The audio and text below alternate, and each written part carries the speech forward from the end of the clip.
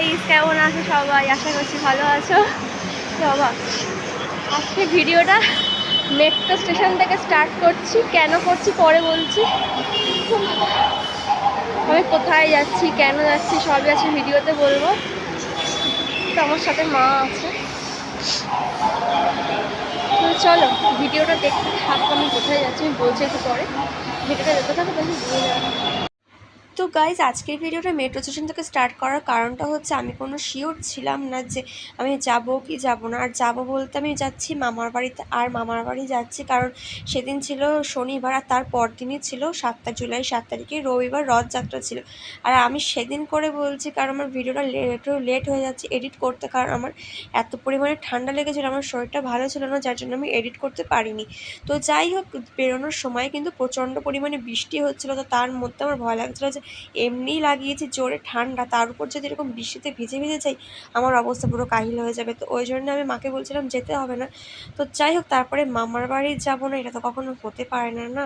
তো বৃষ্টি থামার মানে যখন বৃষ্টি হচ্ছিল তো তখন মা বললো যে তাড়াতাড়ি করে স্নান করে রেডি হয়ে যা, বৃষ্টি কমলে না তখন বেরিয়ে যাব। তো সেটাই হয়েছে, যখন বৃষ্টি কমে গেছে আমি আর মা কিন্তু বেরিয়ে পড়েছিলাম। আর বৃষ্টির জন্য একটু লেটও হয়ে গিয়েছিল, ওর জন্য আর না কোনো ভিডিও আমি শ্যুট করতে পারিনি। মানে কখন কি বেরোলাম না বেরোলাম কিছুই আমার শ্যুট করা হয়নি, ওইভাবেই বেরিয়ে পড়েছি। স্টেশনে এসে স্টেশনে এসে না একেবারে ট্রেনে উঠে ভিডিওটা শুরু করেছি। আর অনেকক্ষণ হচ্ছে খেয়ে বেরিয়েছিলাম, যার জন্য মা একটা নিমকির প্যাকেট কিনে দিয়েছিলো, ওটাই খাচ্ছিলাম। তো যাই হোক, ভিডিওটা দেখতে থাকো, মামার বাড়ি কি কী করি না করে শেয়ার করব সেইটাই। তো চলো একেবারে মামার বাড়ি কি দেখা হচ্ছে তোমাদের সাথে। তো গাইজ, মামার বাড়িতে এসে খাওয়া দাওয়া ফ্রেশ হয়ে খাওয়া দাওয়া করে নিয়েছে, নিয়ে এখন বসে আছি। আর এখানে না একদম জিওর নেট নেই, মানে জিও কী জিনিস মনে হয় এখানে জানে না, মনে হয় জানলেও মনে হয় ইচ্ছাকৃত লাগায় না, কিছু একটা ব্যাপার আছে।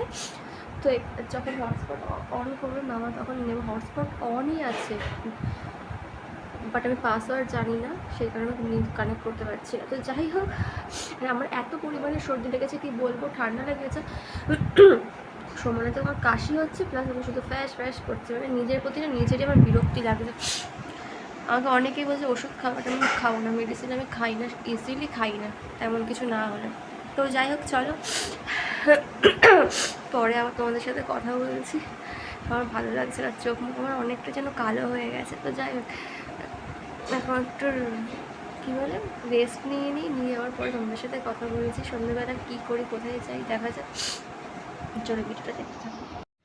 তো প্রতিবার মামার বাড়ি গিয়ে কী হয়, সন্ধেবেলা কিন্তু এদিক ওদিক বেরোনোই হয়, কিন্তু সেদিন আর কোথাও যাইনি, ঘরেই ছিলাম। ওখানেও কিন্তু প্রচণ্ড পরিমাণে বৃষ্টি হয়েছিল। তো তারপরে সন্ধেবেলা মা দাদুকে বললো একটু আদা চা করতে, যখন দাদু চা করতে গিয়েছিল তো ওই আদা চাটা খেয়েই আমি পুরো শুয়ে পড়েছিলাম। তো চলো ভিডিওটা এই পর্যন্ত রাখছি, ভালো লাগলে লাইক কমেন্ট করে দিও।